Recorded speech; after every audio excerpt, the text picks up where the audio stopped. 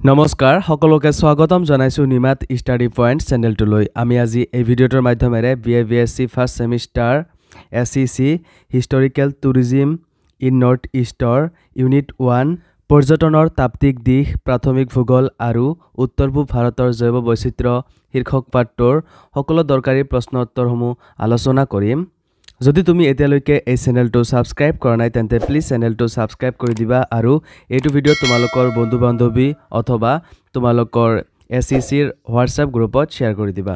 মৰমৰ ছাত্ৰ ছাত্ৰীসকল এইটো ভিডিওৰ ডেসক্ৰিপশ্যনত BA-BSc ফাৰ্ষ্ট সেমিষ্টাৰ SECৰ সকলোবোৰ চেপ্টাৰৰ ভিডিওৰ প্লেলিষ্ট দিয়া আছে, তোমালোকে চাই ল'বা। বলা তেন্তে বেছি পলম নকৰি প্ৰশ্ন উত্তৰসমূহ আলোচনা কৰোঁ। অতিসমূহ প্ৰশ্ন উত্তৰ। কুৱেশ্যন নম্বৰ 1, পৰ্যটন মানে কি? উত্তৰ, সাধাৰণ অৰ্থত পৰ্যটন বুলিলে কৰ্মব্যস্ততাৰ পৰা কিঞ্চিত বিৰতি লৈ আমোদ প্ৰমোদৰ উদ্দেশ্যে এখন নতুন ঠাইলৈ যোৱাকে বুজায়। কুৱেশ্যন নম্বৰ 2, কোনছোৱা সময়ক গ্ৰেণ্ড ট্যুৰৰ সোণালী যুগ বুলি অভিহিত কৰা হয়?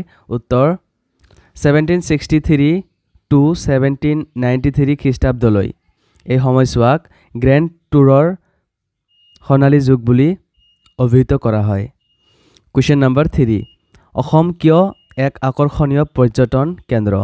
উত্তৰ, মনোমোহা জলবায়ু আৰু চকুত লগা প্ৰাকৃতিক সৌন্দৰ্যৰে ভৰপূৰ বাবে অসম হৈছে এখন জনপ্ৰিয় পৰ্যটন কেন্দ্ৰ।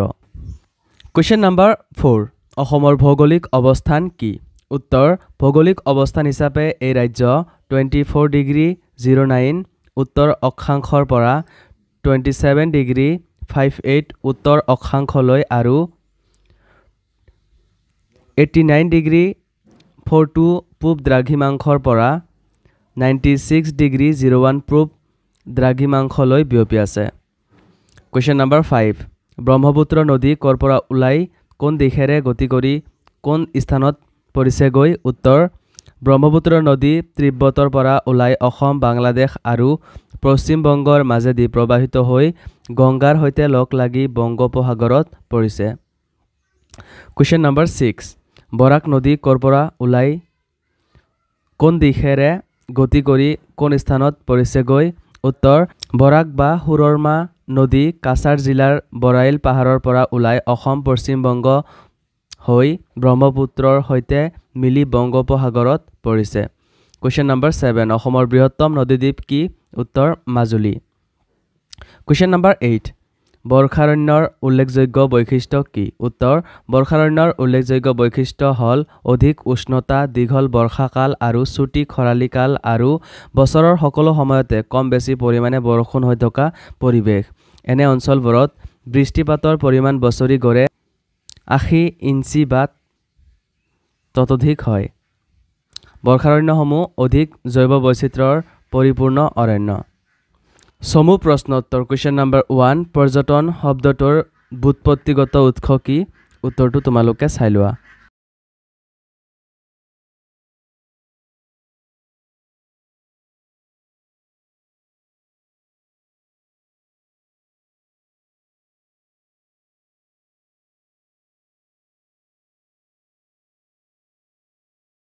কুৱেশ্যন নম্বৰ 2, পৰ্যটন বুলিলে কি বুজা? সংজ্ঞা দিয়া। উত্তৰটো তোমালোকে চাই লোৱা।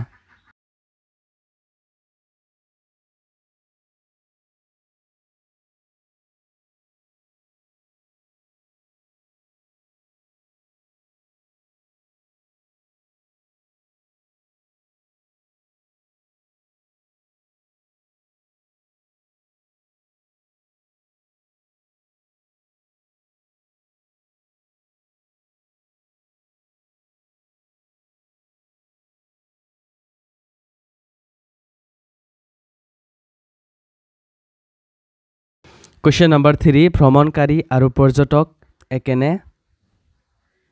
উত্তৰ, এজন ভ্ৰমণকাৰীয়ে প্ৰব্ৰজনৰ কোনো উদ্দেশ্য নোহোৱাকৈ আন এখন দেশত 24 ঘণ্টাৰ পৰা 2 মাহ পৰ্যন্ত অতিবাহিত কৰিলে তেওঁক পৰ্যটক বুলি কোৱা হয়। ভ্ৰমণকাৰীসকলক তেতিয়া পৰ্যটক বুলি গণ্য কৰা নহয়। তলত সেয়া উল্লেখ কৰা হ'ল। ক, আন এখন দেশত স্থায়ীভাৱে বসবাস কৰিবলৈ একেবাৰে যোৱা লোকক পৰ্যটক বুলি গণ্য কৰা নহয়। খ, কেতিয়াবা কৰ্মসূত্ৰে বাস কৰা কিছুমান লোকক পৰ্যটক বুলি গণ্য কৰা নহয় গ বিদ্যালয় মহাবিদ্যালয় বা উচ্চ শিক্ষাৰ অৰ্থে আন দেশত বসবাস কৰা লোকসকলক পৰ্যটক বুলি গণ্য কৰা নহয় আৰু সীমান্তৱৰ্তী এলেকাৰ বাসিন্দাসকলক পৰ্যটক বুলি গণ্য কৰা নহয় কোৱেশ্চন নম্বৰ 4 পৰ্যটনৰ প্ৰকৃতি কি উত্তৰ পৰ্যটনৰ প্ৰকৃতি সম্পৰ্কে বিভিন্ন পণ্ডিতে এনেদৰে উল্লেখ কৰা দেখা যায় ক ভ্ৰমণৰ প্ৰকৃতি সাময়িক বা হ্ৰস্বম্যাদী হয় খ স্থায়ী বসবাস বা কৰ্মসংস্থাপনৰ ভ্ৰমণৰ উদ্দেশ্য নহয় গ এই পৰ্যটনৰ সৈতে পৰিবহণ বাসস্থান খাদ্য আৰু বিনোদনৰ ব্যৱস্থা ইত্যাদি থাকে খ বিভিন্ন সেৱাৰ সৈতে জড়িত বিমান সংস্থা ৰেলৱে টেক্সি সেৱা hotel resort motel travel agency ইত্যাদি কোৱেশ্চন নম্বৰ 5 পৰ্যটন কৰিবলৈ হলে এগৰাকী ব্যক্তিক কি বস্তুৰ প্ৰয়োজন হয় উত্তৰ পৰ্যটন কৰিবলৈ হলে এগৰাকী ব্যক্তিক কিছু বস্তুৰ প্ৰয়োজন হয় সেইবোৰ হৈছে নম্বৰ 1 সময়ৰ প্ৰয়োজন নম্বৰ 2 ধনৰ প্ৰয়োজন নম্বৰ 3 উপযুক্ত যোগাযোগৰ প্ৰয়োজন নম্বৰ 4 সহায়কাৰীসকলৰ পৰা পোৱা সুবিধা নম্বৰ 5 পৰ্যটকৰ নিজস্ব প্ৰয়োজনীয় বস্তু লগত নিয়া নম্বৰ 6 স্বাস্থ্যজনিত দৰৱ বা আনুষংগিক বস্তুৰ প্ৰয়োজন কোৱেশ্চন নম্বৰ 6 অসমৰ প্ৰধান নদী ব্ৰহ্মপুত্ৰ আৰু বৰাকৰ বিষয়ে চমু আলোচনা কৰা উত্তৰটো তোমালোকে চাই লোৱা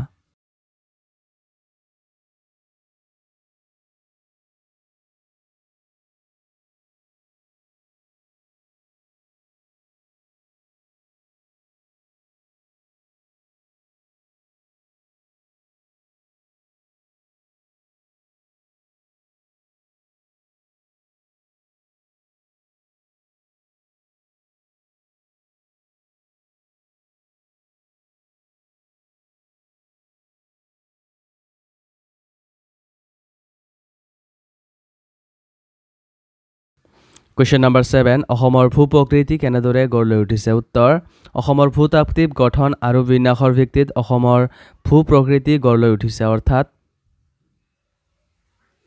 অসমৰ ভূতত্ত্বৰ মূল ভেটিটোৰ ওপৰত যুগ ধৰি চলি থকা তাপ চাপ বতাহ বৰষুণ নদ-নদী আদি বাহ্যিক কাৰকবোৰৰ ক্ৰিয়া প্ৰক্ৰিয়া আৰু ভূগৰ্ভৰ আলোড়নৰ ফলত ভূ-প্ৰাকৃতিক অৱয়ৱসমূহৰ সৃষ্টি হৈছে ভূ-প্ৰাকৃতিক অৱয়ৱসমূহ যেনে সমভূমি প্লাৱনভূমি পাহাৰ পৰ্বত পাহাৰৰ পাদদেশ মালভূমি নদী উপত্যকা আদিৰ আলমত অসমৰ ভূ-প্ৰকৃতি বৰ্ণনা কৰিব পাৰি Question number 8 অসমৰ পৰ্যটন বিভাগে পতা ৰাষ্ট্ৰীয় বা আন্তঃৰাষ্ট্ৰীয় বজাৰ ক্ষেত্ৰ কোন কেইখন উত্তৰ অসম পৰ্যটন বিভাগে ৰাষ্ট্ৰীয় আৰু আন্তঃৰাষ্ট্ৰীয় বজাৰ ক্ষেত্ৰ যেনে IITM মুম্বাই ভাৰত মহোৎসৱ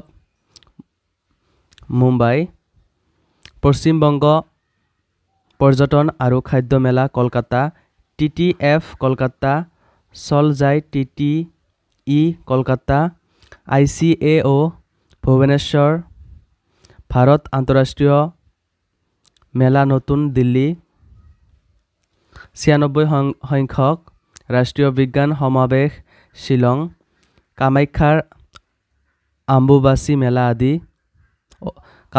অম্বুবাচী মেলা আদি অনুষ্ঠিত কৰি ৰাজ্যলৈ দেশী বিদেশী পৰ্যটকক আকৰ্ষণ কৰাৰ চেষ্টা কৰিছে Question number 9 আন্তঃৰাষ্ট্ৰীয় ভ্ৰমণকাৰী কেই শাখাত ভাগ কৰিব পাৰি আৰু কি উত্তৰ কোনো লোকে আন্তঃৰাষ্ট্ৰীয় ভ্ৰমণকাৰীক দুটা শাখাত ভাগ কৰিছে ক পৰ্যটক আৰু খ এক্সাৰটনিষ্ট পৰ্যটন হৈছে কোনো এখন দেশত ন্যূনতম 20 ঘণ্টা অতিবাহিত কৰা ভ্ৰমণ আৰু এক্সাৰটনিষ্ট বুলি 20 ঘণ্টাতকৈ কম সময় দেশখনত অতিবাহিত কৰা সাময়িক ভ্ৰমণকাৰীক কোৱা হয়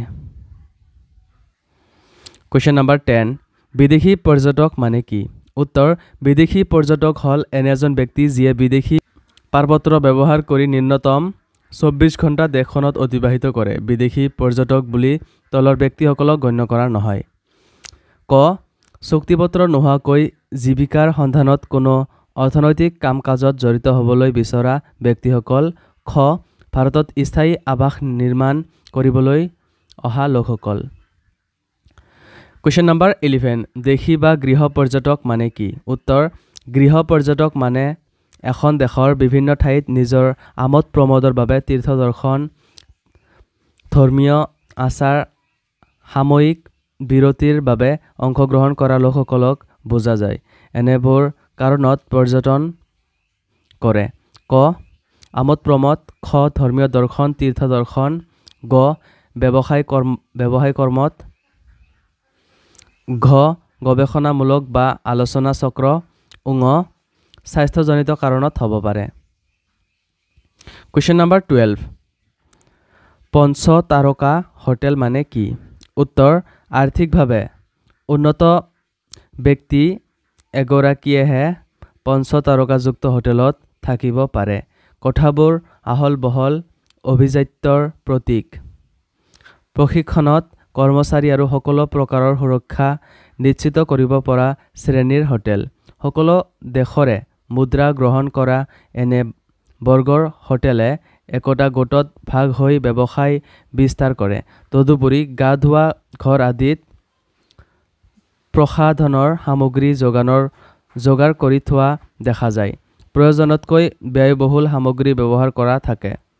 আনহাতে প্ৰতিবিধ খোৱা বস্তুৰে দামৰ পৰিমাণ খুব বেছি হোৱা দেখা যায়। কুৱেশ্যন নম্বৰ 13 হেৰিটেজ হোটেল মানে কি? উত্তৰ প্ৰাচীন অট্টালিকা আৰু ঐতিহ্যই মানুহক সততে আকৰ্ষণ কৰে। প্ৰাচীন কালত দুৰ্গ, প্ৰাসাদ আদিক হোটেললৈ ৰূপান্তৰিত কৰি পৰ্যটকৰ বাবে মুকলি কৰি দিয়া হয়। ইয়াত স্থানীয় পৰম্পৰাগত নৃত্য, গীত, খাদ্যাভ্যাস, সাজ সম্ভাৰ উপৰি বুৰঞ্জীমূলক আচবাব সুশৃংখলিতভাৱে সজাই পৰ্যটকৰ আগত দাঙি ধৰা হয়।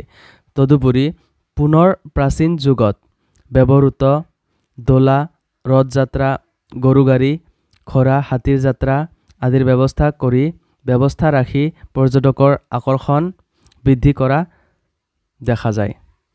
কুৱেশ্যন নম্বৰ 14 চমু টকা লিখা। ক অসমত বৰ্ষা অৰণ্য। উত্তৰটো তোমালোকে চাই লোৱা।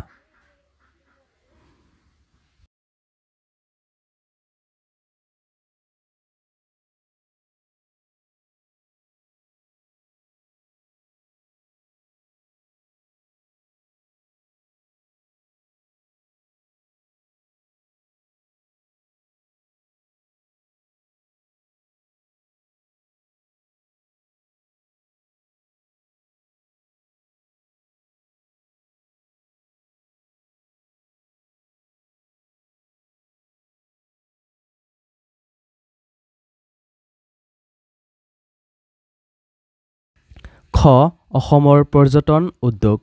উত্তৰটো চাই লোৱা।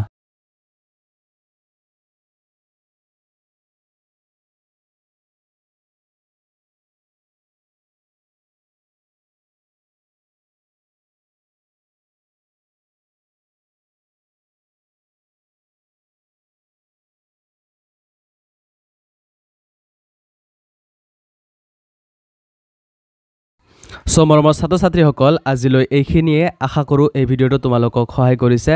যদি ভিডিঅ'টো ভাল লাগিছে তেন্তে এইটো ভিডিঅ' তোমালোকৰ বন্ধু বান্ধৱী অথবা তোমালোকৰ SCCৰ হোৱাটছআপ গ্ৰুপত শ্বেয়াৰ কৰি দিবা। চেনেলটো যদি এতিয়ালৈকে ছাবস্ক্ৰাইব কৰা নাই তেন্তে প্লিজ চেনেলটো ছাবস্ক্ৰাইব কৰি দিবা। ধন্যবাদ।